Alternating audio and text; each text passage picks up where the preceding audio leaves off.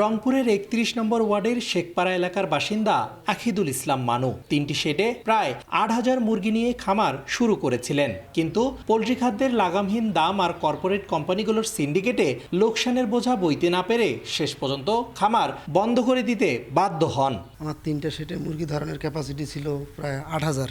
মুরগির বাজার খারাপ হওয়ার কারণেই আমি এই ব্যবসা থেকে এখন লসে যার কারণে ব্যবসা ছাড়িয়ে দিছি।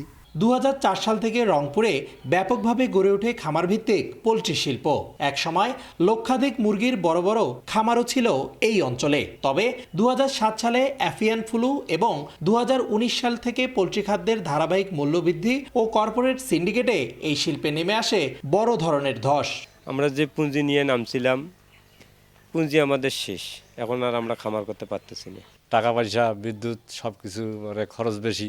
যেহেতু খামারির পুঁজি নেই এবং এই দুর্বলতাটার সুযোগ নিয়ে কর্পোরেট কোম্পানিগুলো কম মূল্যে ডিমটাকে গ্রহণ করে তারা অতি মুনাফা করে ডিমটা বিক্রি করতেছে। আপনাকেই বলছি, ইন্স্যুরেন্স করলে সিটিতে সুরক্ষা পাবেন নিশ্চিত। তবে জেলা প্রাণী সম্পদ দপ্তরের দাবি, আধুনিক ব্যবস্থাপনা না মানায় ক্ষতির মুখে পড়ছেন অনেক খামারি। প্রযুক্তিগত সহায়তা আমাদের কাছে যোগাযোগ থাকলে তারা এই ড্রপ আউট সম্ভাবনাটা কমে যাবে।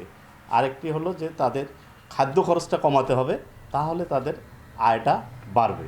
রংপুর বিভাগে বর্তমানে নিবন্ধিত, অনিবন্ধিত ও বন্ধ খামার মিলিয়ে মোট খামারের সংখ্যা ১,২০,২১৬টি।